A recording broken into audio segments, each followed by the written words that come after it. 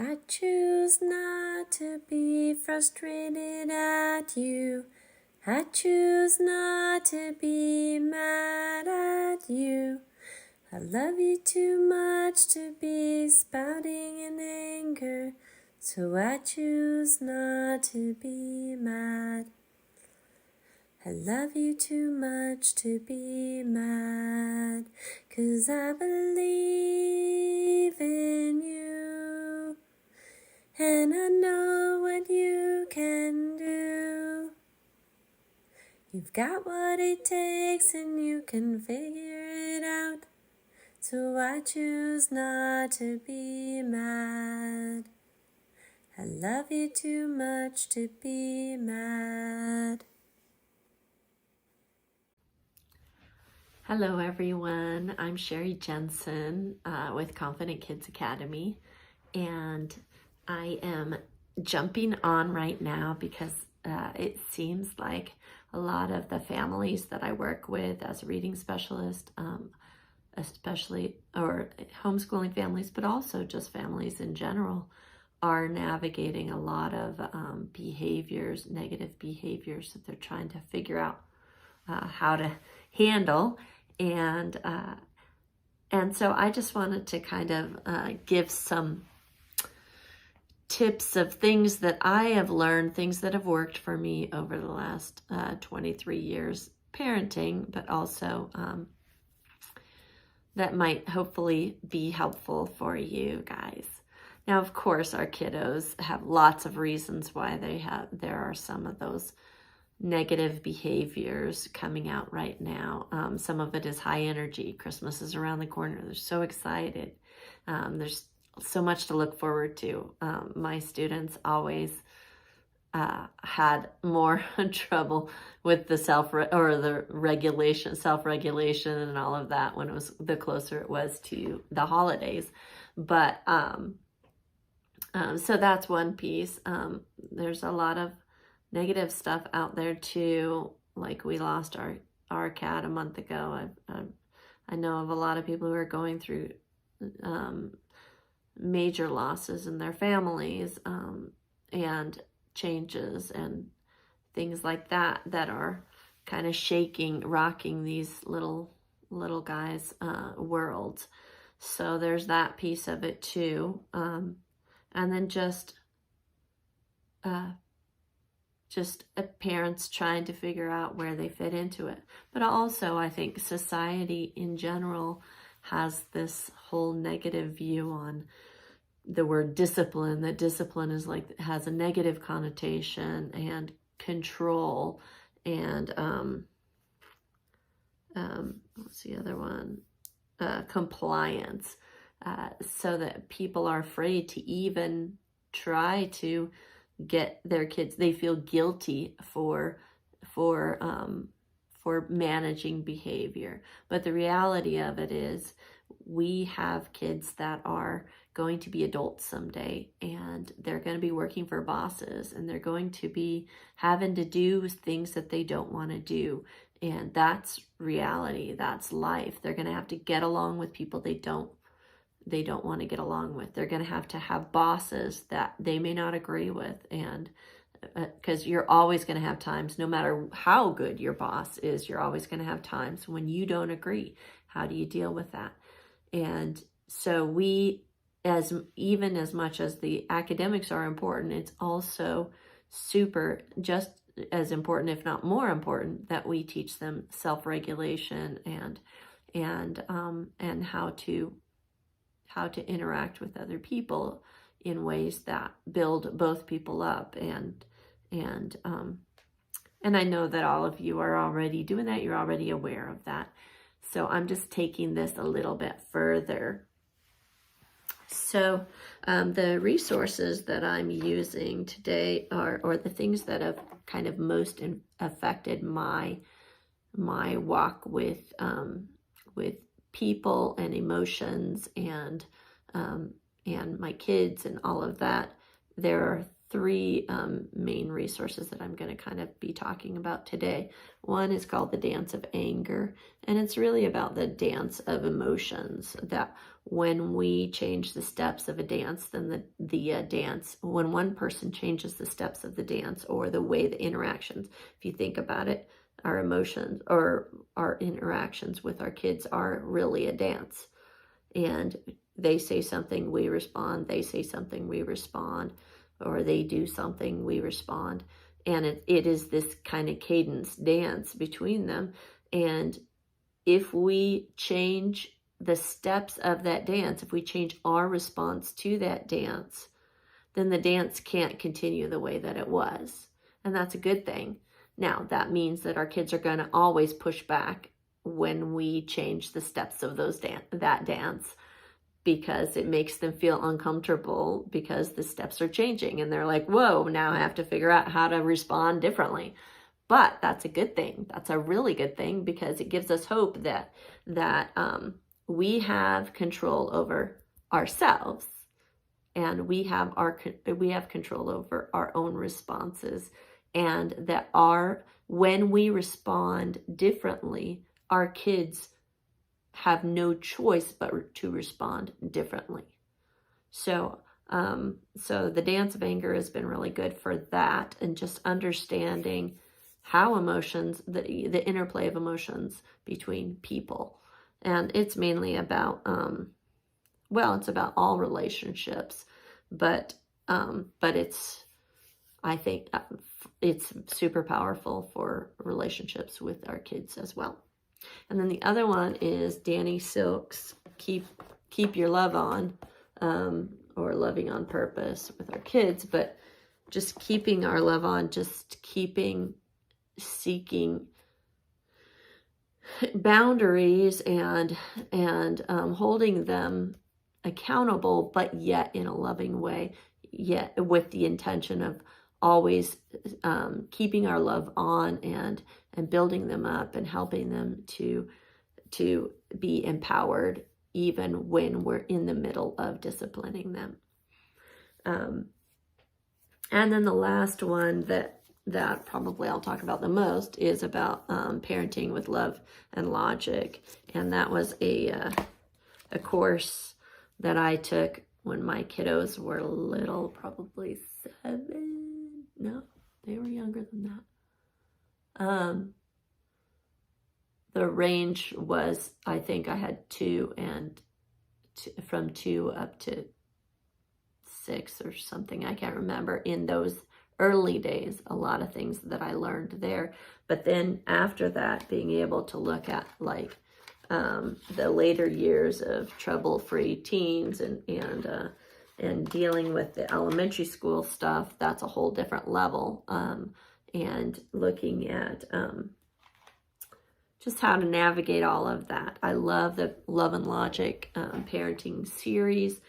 And especially if you can get into some sort of course where you're interacting, we would learn about the stuff, watch a video, and then come back a week later, talk about how it worked and problem solve, and then watch another video and come back a week later. So something like that is so powerful, because you have people that you can actually bounce things off of instead of just reading a book and trying to figure it all out.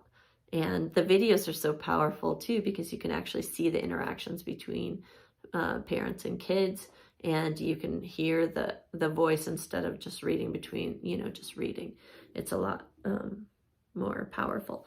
But so I'm going to talk a little bit about kind of where my perspective from where I came from. So for me, as a teacher, I started teaching straight out of college. And I remember my first long-term teaching position. Well, my first even substitute position was I came into this classroom, and it was a classroom that had been notoriously out of control. And the kids, while I was trying to teach, the kids were like rolling up paintballs. They had passed around tape that they had gotten off, a roll of tape that they had gotten off of the teacher's desk, without me realizing that they were doing it while I was trying to figure out, how I was going to navigate this classroom and everything. And I wasn't prepared. It was my first day, straight out of college, didn't know anything. And so anyway, and they're like taking, rolling up tape balls and taking target practice at the little rockets that they had made that were across on top of the cabinets in the classroom. And it was chaos, and I couldn't wait to get out of the classroom. I ended up having to have the principal come in and take over because I just didn't know what to do and stuff. I learned a lot of valuable lessons about being prepared, though, and having a backup plan and having a second backup plan. So it was good experience, but that was my first substitute teaching experience. Then I learned a lot about subbing then, but then I had my first long-term teaching experience, and that was in a really, really bad neighborhood. In fact, there was a body on the school playground, I think the second week of school or third week of school. It was bad neighborhood, bad situation, but and I was supposed to teach third graders. Came out there all excited. Oh yeah, it's gonna be awesome. It's gonna be amazing. And I was supposed to teach for a teacher that was on maternity leave. And anyway, I came out on the playground to gather up my kiddos, and one of the kids said, "Hi, teenager." And that was the reality check of, you have no control. You are our pawn, we're going to do whatever we want to with you. And that's how it went. And it was like, I couldn't wait until Thanksgiving when she came back from maternity leave. But I learned so many good lessons through all of that experience. So in fact, when I came into my next long-term experience or teaching position, I actually was hired to be able to bring order to chaos because I had learned so many good lessons throughout in my other teaching experience. And so I learned a lot. But at the same time, as we all know, kids are so different things are so different when it's our own kids, right?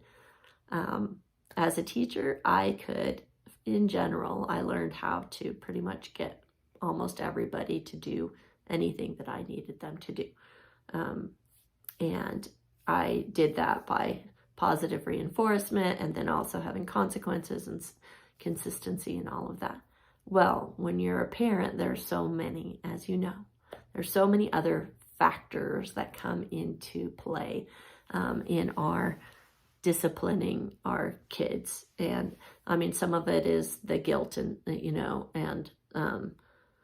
feeling like we're going to hurt them or cause them permanent damage or not be understanding or not be sympathetic, or we actually understand, we understand that the position that they're in. We're like, oh, well, he had a bad night, or, oh, he didn't sleep very well, or he has sensory processing disorder, or, oh, school was really, really hard, so I can't expect him to do homework, or all of these different things that are factors that impact them.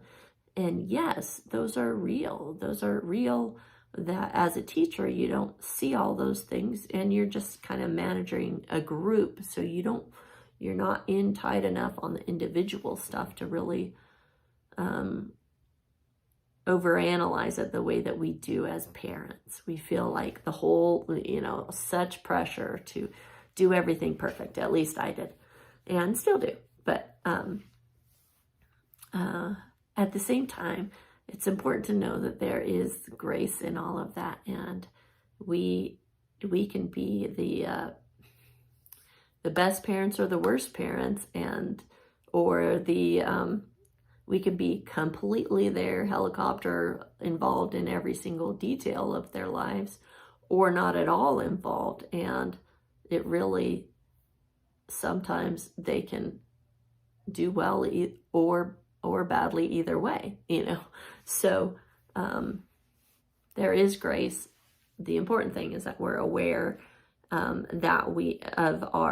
the things that we're doing with our kiddos, and that we're intentional and that we're parenting on purpose, thinking about how am I setting my child up for the future, how are they going to be prepared for later.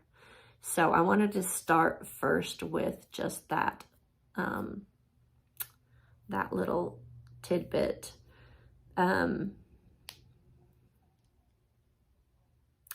So one of the things that I learned about through Love and Logic, and actually through Danny Silk's Keep Your Love On too, is that kids need boundaries. They don't feel safe in their little world if we don't have boundaries for them. If they can run freely, or if everything is open, it's kind of like if you put a kid in a field, they're not going to feel very safe, right? If we put them in our yard, they feel safe because we have the gates around them to protect them.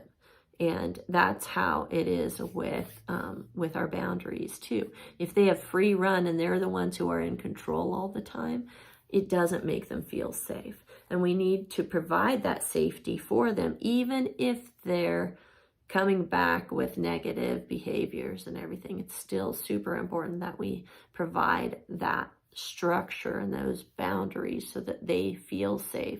And then over time, they get used to that, and they end up responding more and more positively as time goes on.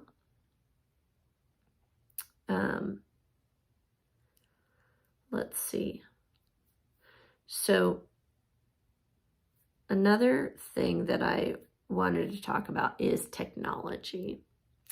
So the greatest and worst thing that we parents have to deal with is technology, right? So technology is, whether it be in the form of videos that they're watching, or video games, or social media, or whatever. The greatest thing about technology is that technology is a privilege. Our kids don't absolutely have to have it. Even when they're riding their bike to school and you're like, okay, well, he's coming home afterward to an empty home or whatever, and I have to know where he's at and stuff. We have choices to make about technology, and we can use technology to our advantage to help train them in the direction that they need to go. And the great thing about technology is it's a huge motivator. So technology is a privilege. Use it to your advantage. And yes, they're going to be mad. Believe me, they will be mad. But they will get to understand why, or they will get to understand and thank you for it later. My kids are grown now, and two of mine are grown, and they constantly tell me how thankful they are that we had boundaries on their behaviors, but also that we had boundaries on their technology as well.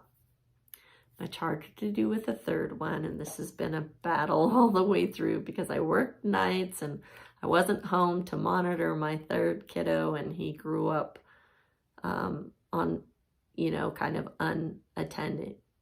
unattended in a lot of ways, or babysat by his older brothers while I worked nights and my husband traveled out of town. And so whole different ball game, but it's never too late, and it's never too late to put systems in place that will help them and help them to monitor themselves. What's been great is my youngest son, when I do have to take away his technology and say, okay, your grades are suffering, it's time to take a technology break, he ends up coming back and saying, wow, I just feel more happy. I feel more like I feel more engaged in my friends. I'm more aware of how many of my friends are stuck and glued to technology. And so it's taking technology breaks is a good thing, and monitoring technology is a good thing. So just want to affirm you on that. Yes, it's hard. but they'll get used to it. And the important thing is whatever you tell them, stick with it. If you tell them they're not going to get it, then stick with it. Whatever plan, whatever you say, if you stick with it, then they see you as somebody who's not going to back down. So a lot of times our kiddos are just waiting to wear us out, or they're just waiting for us to turn our attention. Oh, well, I'll just wait for the next phone call or the next whatever it is, and then I know that they'll forget about the rules that they had for me or whatever they told me to do. I'll just wait them out. And so it's important that we're aware of that so that we can make sure that we are not allowing that to dictate things with our kiddos. And believe me, I know it's hard. It's even harder to, the younger I was, and with my first two, I was on it so much more than like my third one.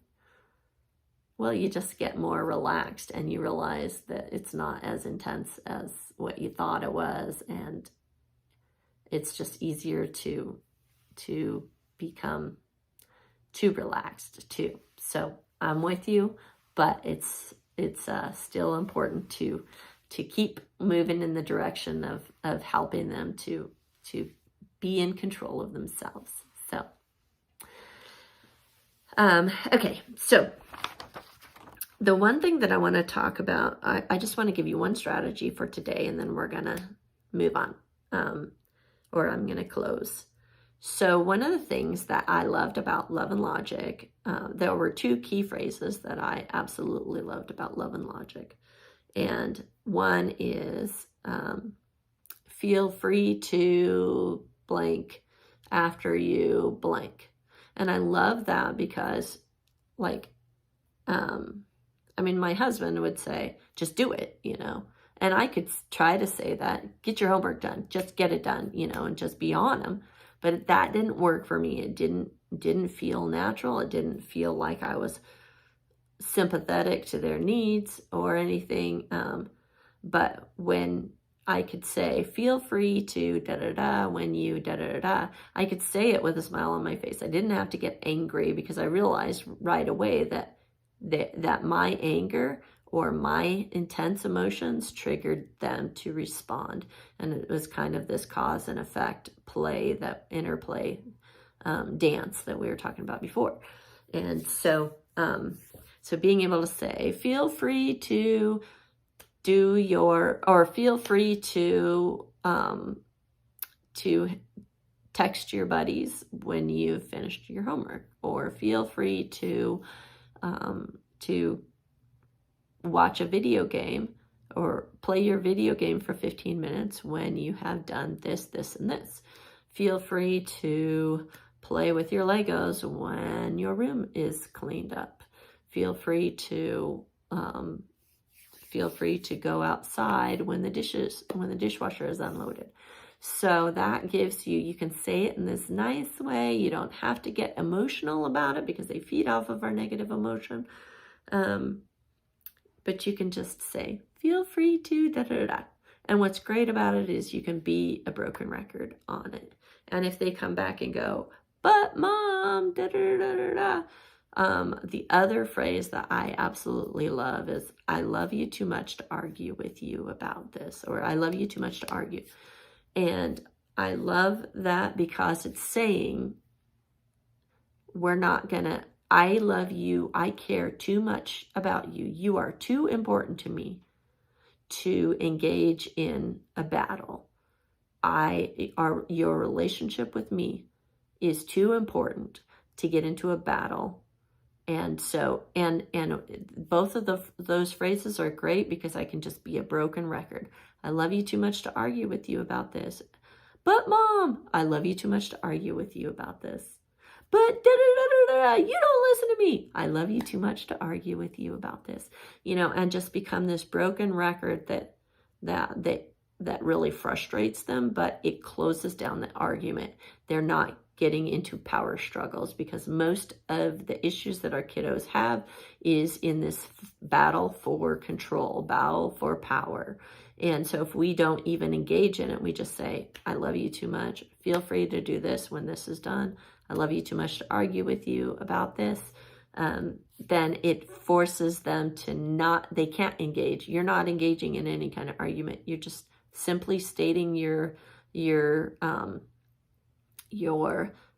expectations, and you are just simply waiting for them to comply. And if they choose not to, then they choose not to, but they can't do the other thing until they do the one thing. And that's it. And you don't have to be upset about it. You don't have to be angry about it. It frees you up. You don't have to engage in a power struggle. You don't have to convince them. You don't have to do anything. You can just love them, set your expectations, knowing that technology is a privilege, going outside is a privilege, all these other things are privileges. And you can just wait them out. And it's okay if they want to wait all day and not do it because they think that you're going to bend, which my kids have all done, tried to wait me out. Eventually, they'll decide it's not worth it not to have it. And so anyway, as you go home today, or after you're finished listening, that's a strategy for you to try today, and I'm excited to hear how that went. So please respond in the comments on how that strategy, did you try it? Did it work? How did it go? So, and then we can problem solve from there. Reach out to me if you have any questions, because I've had to navigate a lot of different ways with that. So you guys have an amazing day, and we'll talk to you later.